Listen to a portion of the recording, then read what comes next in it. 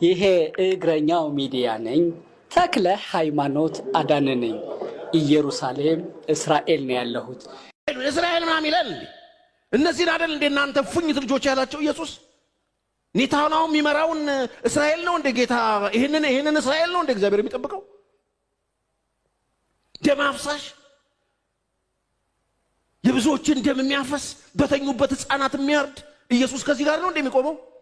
አንድ ፓስተር ቸሪ ነው የተባለ ሰው እንዲህ አይነት ሰዎች መጠንቀቅ አለባቸው። ደግሞ አንድ የሆነ ጋዜጠኛም እንደዚህ ባለፈው ጊዜ ተናገረ ነበር። ስዩም ማንም ይባል ረሳውት። እነሱ ሁለቱ የለየላቸው አንታይሴሚት።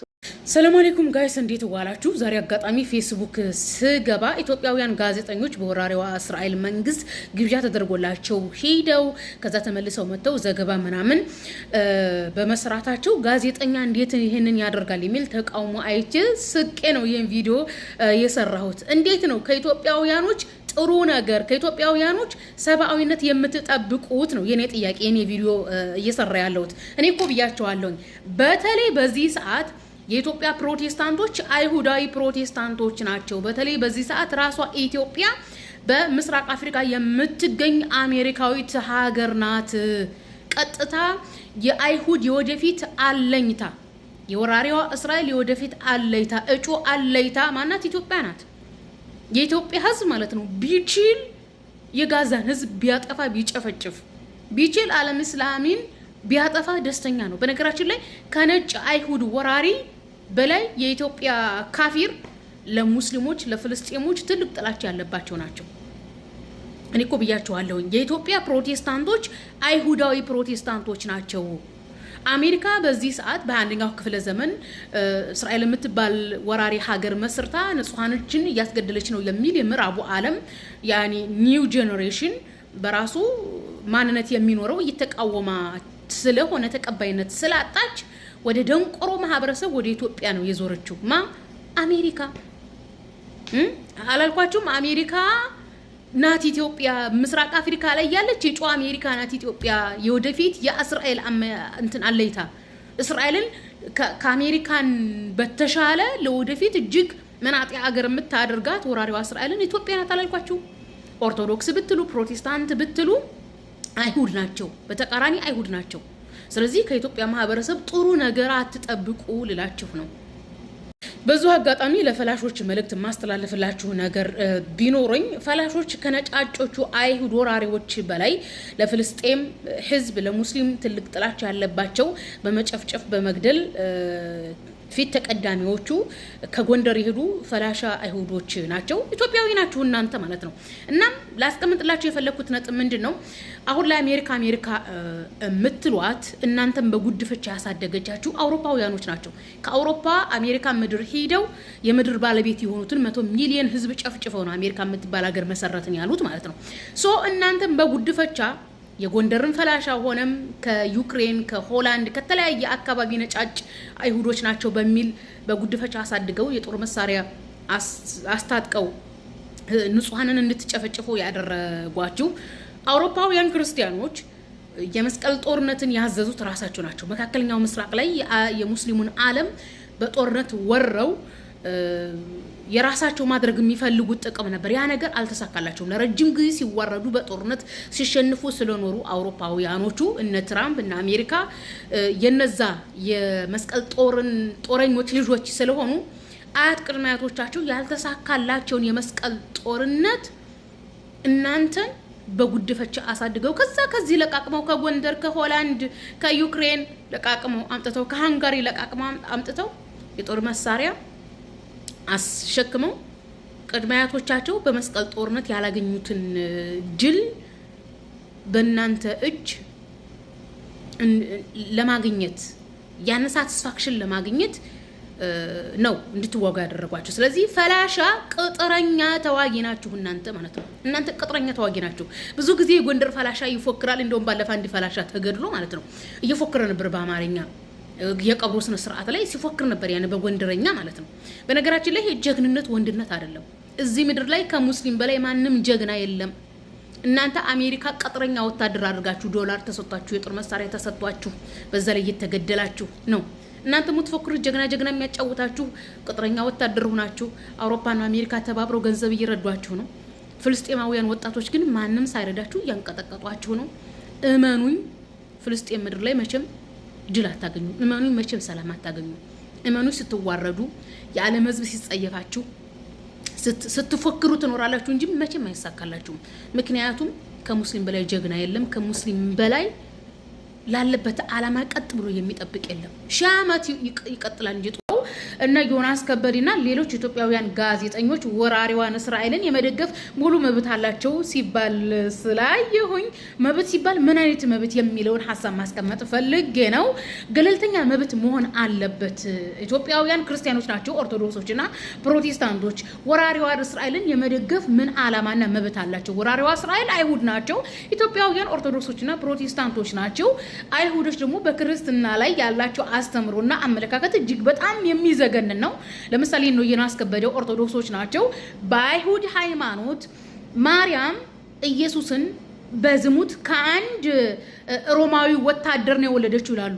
አስባችሁታል? ማርያም ለኦርቶዶክስ ማህበረሰብ ፈጣሪን የወለደች የተቀደሰች ሴት በቃ እንደውም ከአዳም ዘር ያልሆነች እንግዲህ ክርስትና አጠቃላይ ኃጢአት ከአዳም ይተላለፍብናል የሚሉ ነገር ግን ማርያም ከአዳም ኃጢአት ያልተላለፈባት አስባችሁታል? የአዳም ዘር ያልሆነች ተብሎ የሚታመን ማርያም የኦርቶዶክስ አማልክት ናት። ያኔ አስባችሁታል? ስለዚህ የኦርቶዶክስ አማልክት የሆነችውን ማርያም አይሁዶች በግልጽ በሃይማኖታቸው ዝሙተኛ ናት፣ ከአንድ ሮማዊ ወታደር ነው ኢየሱስን የወለደችው፣ እንደውም የኢየሱስ አባት ፓንታራ የተባለ አንድ ሮማዊ ወታደር ነው ብለው ያምናሉ። ለዚህ እንኳን ይቅርታ አይጠይቁም እስራኤሎች አይሁዶች ማለት ነው። እንደዚሁም ፕሮቴስታንቶች ስለ ማርያም አያስጨንቃቸውም። አዘለም አቀፈም ያኔ ፕሮቴስታንቶች ኢየሱስን ፈጣሪ ብለው ስለሚያመልኩት ያኔ ኢየሱስ በአይሁዶች ምንድነው በዝሙት የተወለደ አንድ ከአይሁድ ሴት የተወለደ አባቱ ሮማዊ ወታደር እናቲቱ ማርያም አይሁዳዊ እንደዛ ብለው ነው የሚያምኑት። ለዚህ እንኳን ይቅርታ አይጠይቁም። እንደውም በዚህ ሰዓት ያሉ የአይሁድ ራባዮች መምህራኖች የአይሁድ ሃይማኖት መምህራኖች ምንድነው የሚሉት?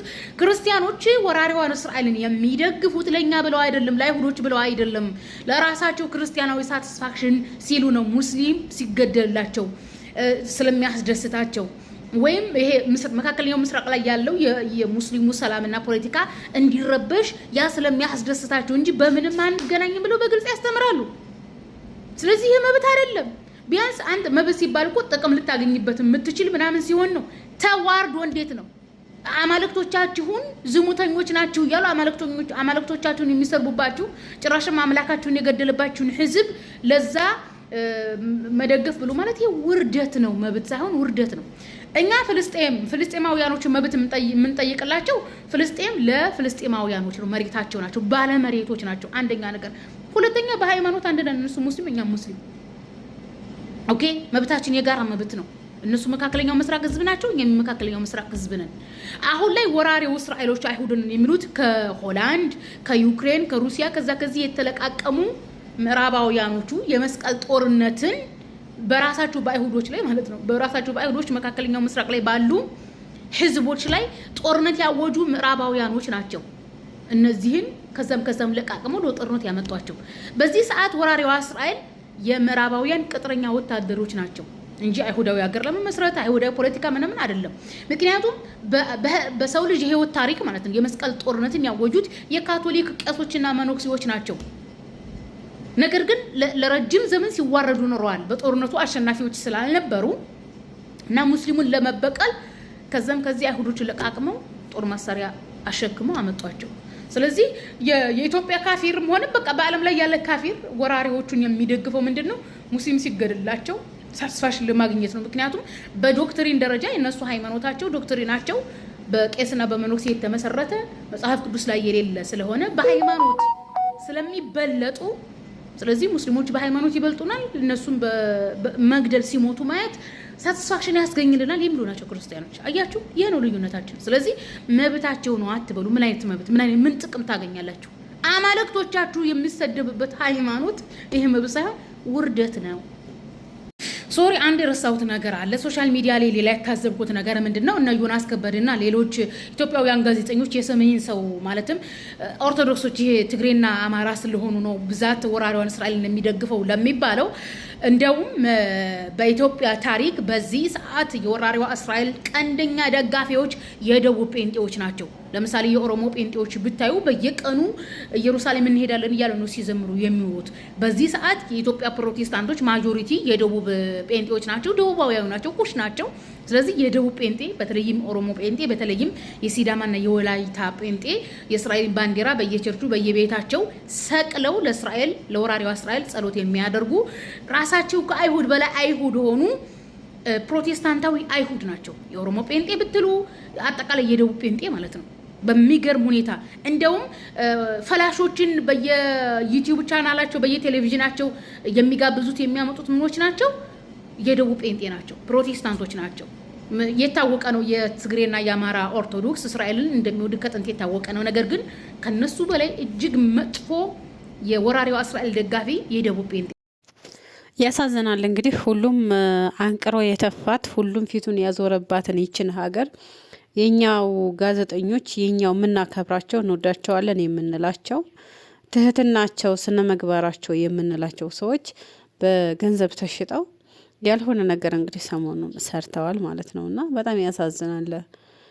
እውነት ለመናገር እነዚህ ተጎጂዎች አሁን የተጎዱት አካል እንደ ሰብአዊነት ማንም ሰው በሃይማኖት ሳይሆን ማንም ሰው ሊያዝንላቸው የሚገባ አሁንም ድረስ ሰቆቃው ያላበቃላቸው ህዝቦች ናቸውና እስኪ በዚህ በረመዳን የማን ዱዓ ተሰሚነት እንደሆነ አይታወቅም። ሁላችንም ዱዓ እናደርግላቸው ይገባል ማለት ነው። ብዙ ስቃይን ብዙ መከራን አሳልፈዋል። ሙሉ ቤተሰብ አጥተዋል፣ አካላቸውን አጥተዋል፣ ብዙ ነገር ደርሶባቸዋልና